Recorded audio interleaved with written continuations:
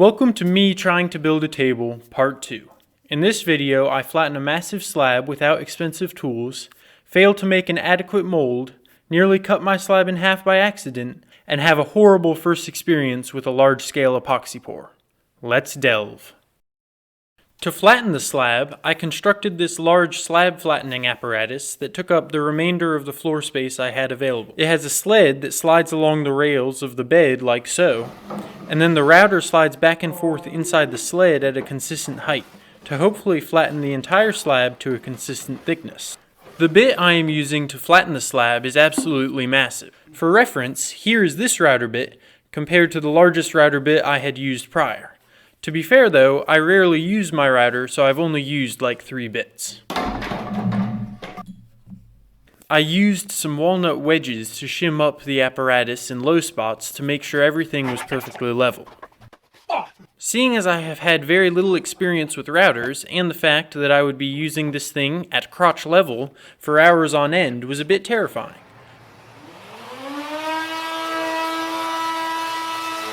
Something that I didn't realize until afterwards was that I was technically using the wrong bit.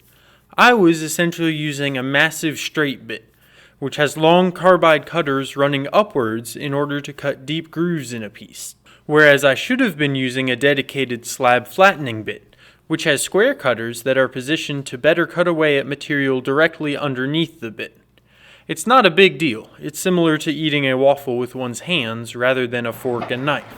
At the end of the day, it gets the job done just fine. It's just a bit messier and less professional.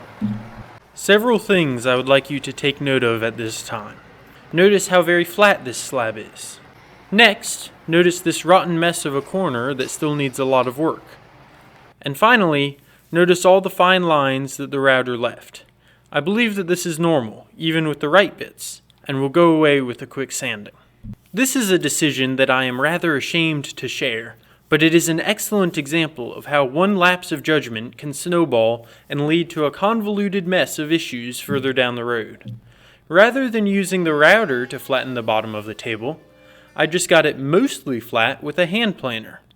It was going to be flattened again for a final time after I poured epoxy, so it wouldn't matter, right? Wrong. Hold that thought for a bit, it's time to make a mold. The slab measures 119 inches long, which means I have to join 2 pieces of melamine together to reach that length. I quickly realized that moving 8x4 foot sheets of 3/4 inch material is no easy task, and the absolute genius that I am nearly caused a national tragedy by using the slab as a work surface to cut the melamine.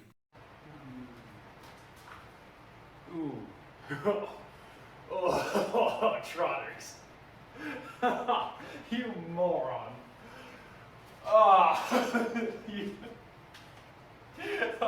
That would have been very foolish. Oh, that's concerning.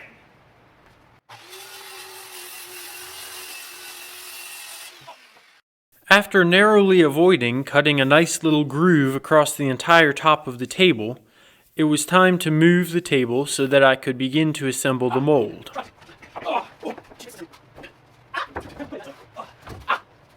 I decided to use pocket screws to join the 2 pieces of melamine together, so I went ahead and used my Kreg jig to drill the holes for them. Then I applied a bit of glue to the edge and set it in place. I put some clamps on either side just to hold the pieces in line with each other whilst I screwed the pieces together.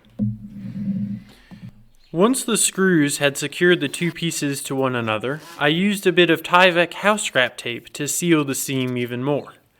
Then I could do my best to flip this thing over. I kind of got stuck on the way down, but I managed to get it without significant damage to me or the mold. The sheets of melamine are 4 feet wide, so I had to cut it down to closer match the abnormally narrow width of the table. I just marked it out with a dry erase marker, and then cut it using my circular saw. This was a double bonus because I could use the piece that I had just cut off to construct the sidewalls for the mold, and it was perfect because they were just the same length as the base of the mold itself. I used a bit of caulk to hopefully seal the seam, and then I clamped it in place and attacked the bottom with some screws.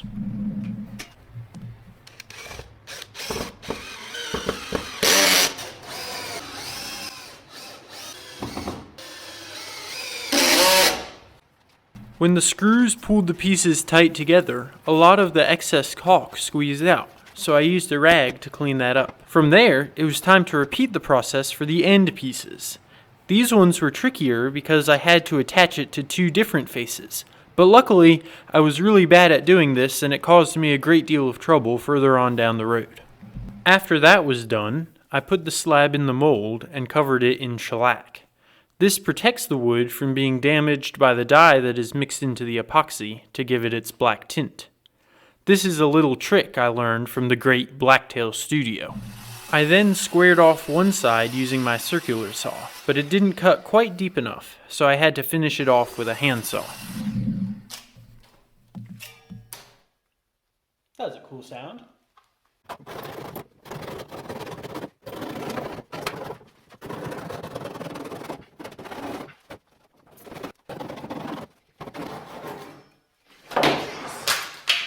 Man, that was close.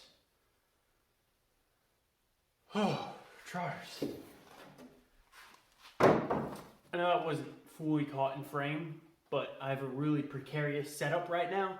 It's like on two different carts, and when I cut that piece off, the gravity acted upon the slab and it began to topple. How good. One thing that epoxy is very good at is sticking to things. So here I am applying first a layer of wax and then a layer of mold release to the mold to hopefully prevent the table from getting glued down to the mold when I pour the epoxy in it. I placed the slab in the mold yet again and then secured the second end piece in place. After that, I set up some blocks and clamps to hold the table down. Similar to when I sit in the bathtub in my kayak and turn the water on, the slab would slowly be lifted up by the liquid all around it if it wasn't tightly secured down to the table below it. I ran a bead of caulk along the edge of the live edge side and then mixed up a red solo cup of epoxy. This is another technique I learned from endless hours of watching Cam from Blacktail Studio build tables. Using a brush, I will just gently apply the epoxy to the edges of the wood that will later be covered in epoxy. This seals the wood and prevents it from releasing bubbles into the epoxy while it's curing. While the brushed on epoxy is still a bit tacky, I come back for the big pour. Now I believe the epoxy mixing process is fairly straightforward, but if you have any questions about what I am doing, leave me a comment down below and I will respond. In the 32 videos I have published over the last year or so, I have responded to every single comment that has been left, so if you comment, I will respond. Now I would like to apologize in advance for the quality of documentation for the rest of this video.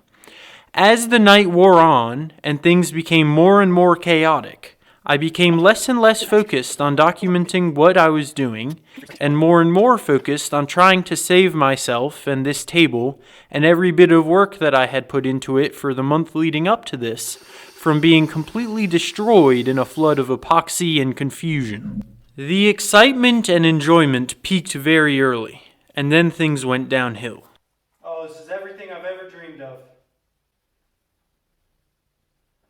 I should press stop and make sure nothing's gonna leak. After pouring the first bucket of epoxy, I had a false sense of security and leapt and shouted for joy.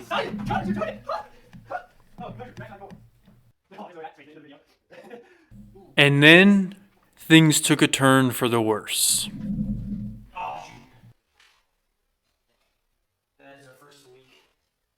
This was at about 11:40 at night. I tossed aside all thought of documentation and frantically began to try to stop the leak. Sun Tzu once said, "Now the general who wins a battle makes many calculations in his temple before the battle is fought." I made very few calculations in my temple, and thus had no equipment prepared for stopping a leak. And boy was that a blunder. I stayed up all night fighting a liquid enemy that refused to stop flowing in every vast direction, and I failed to document almost all of it. I captured a few quick things on Instagram, but it was really completely undocumented. I used everything from painter's tape to construction adhesive to a really old can of rubber flex spray. And this is where I will leave you. Thanks for watching. Come back next week for part 3. Or if this is after Thursday, March 16th, 2023, the video will be in the top right hand corner. I applaud you for watching to the end. Hopefully you enjoyed it.